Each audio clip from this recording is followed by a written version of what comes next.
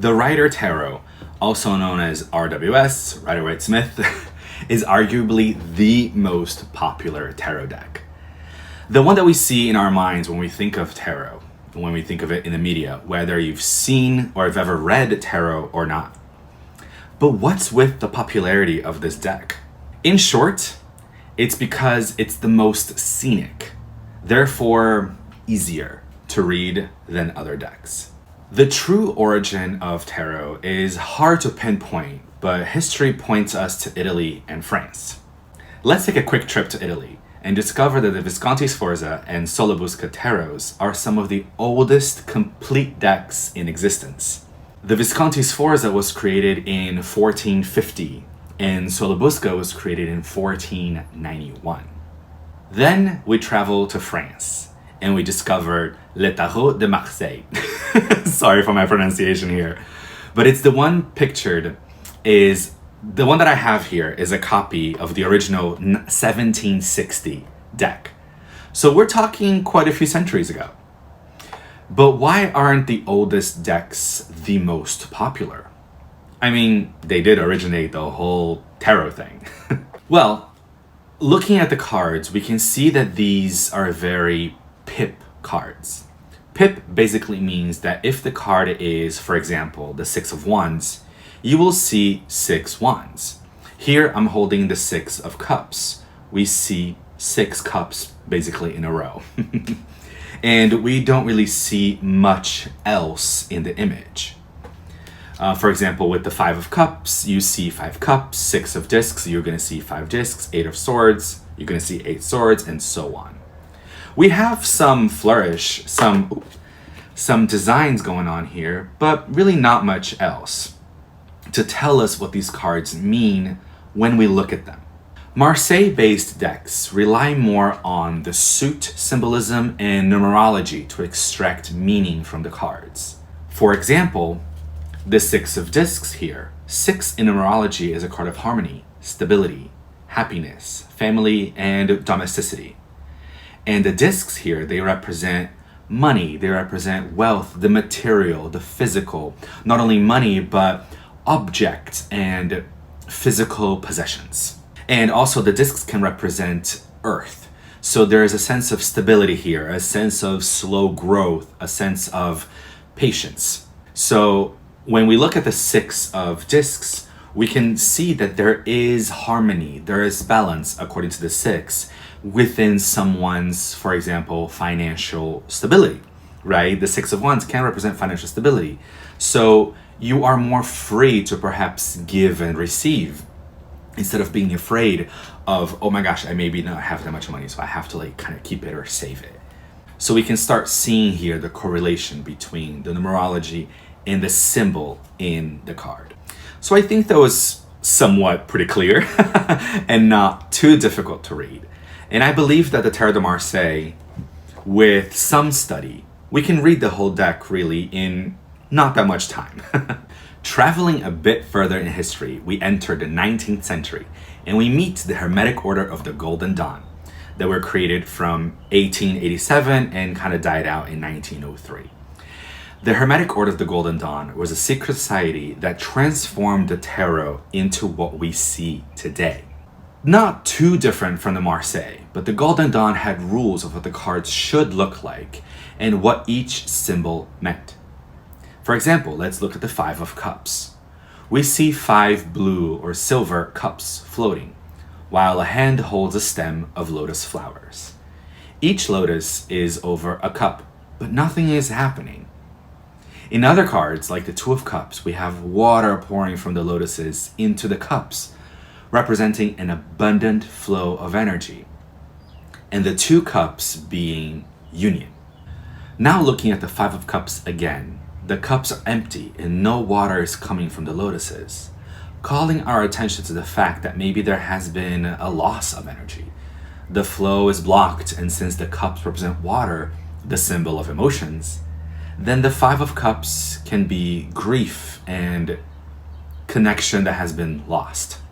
So again, a bit similar to the Marseille, where we connect the suit and the symbol of the suit and the element of the suit to the numerology, where 5 can mean a strife and a loss and perhaps a break in the stability of the element.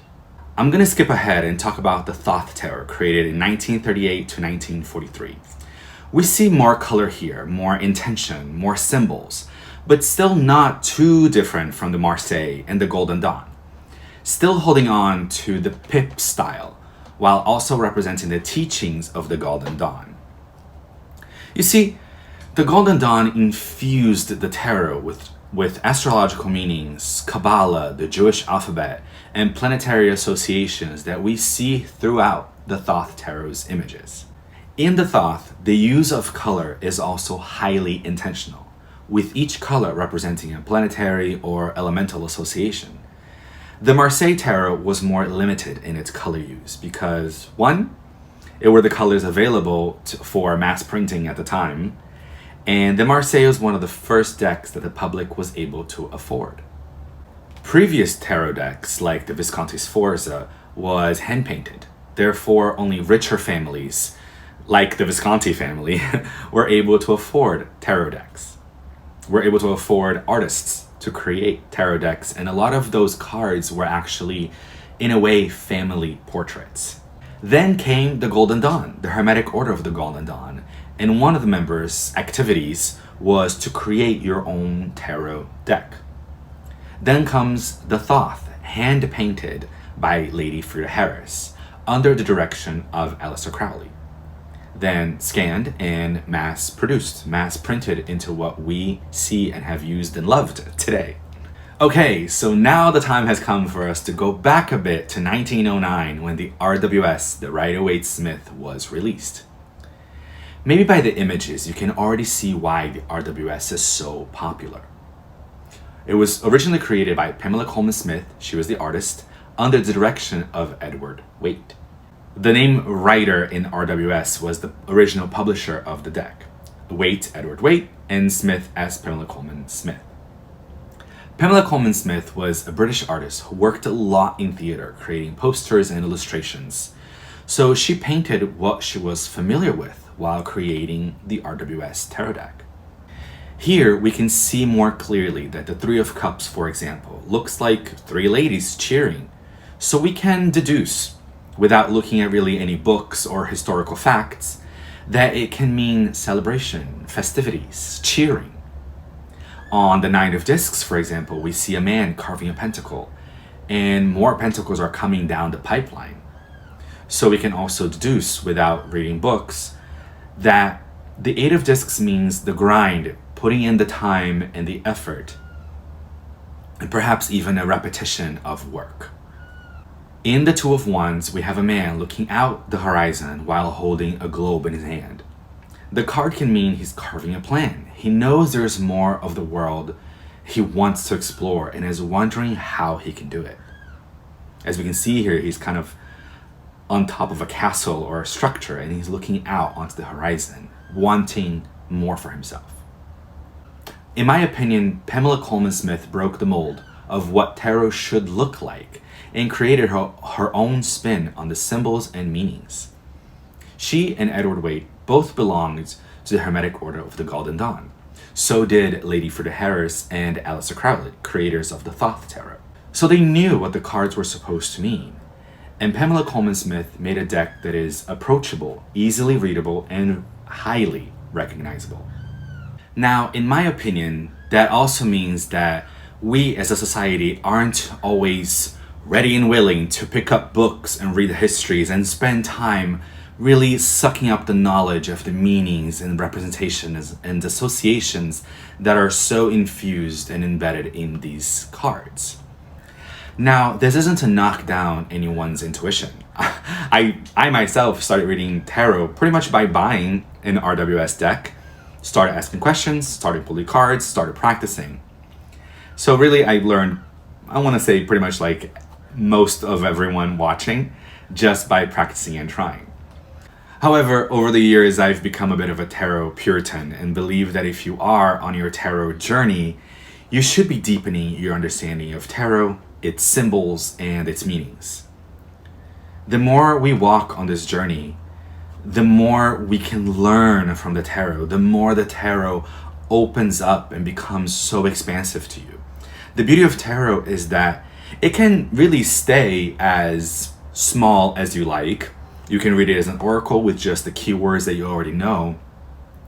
And you can also allow it to open up and really expand and explore so much more deeper and esoteric meanings.